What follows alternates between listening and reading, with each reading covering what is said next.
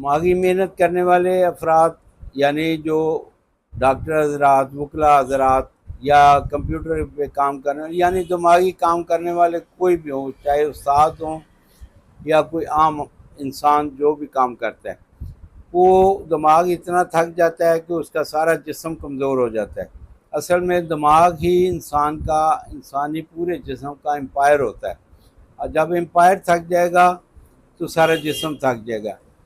दिमाग के लिए एक बेहतरीन उसका ये सुबह शाम इस्तेमाल करें और तरोताज़ा रहें। ये ख़वातीन भी इस्तेमाल कर सकती हैं, बच्चे भी इस्तेमाल कर सकते हैं और बड़े भी इस्तेमाल कर सकते हैं।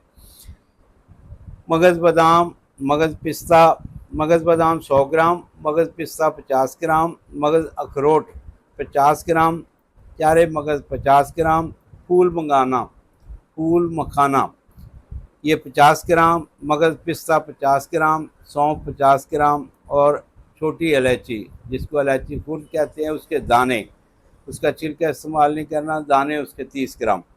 ये सब चीज़ें बारीक करके रखें। इसमें से 1 चम्मच सुबह शाम दूध के साथ इस्तेमाल करें और इंशाअल्लाह थकावट से बहुत दूर हो जाएं।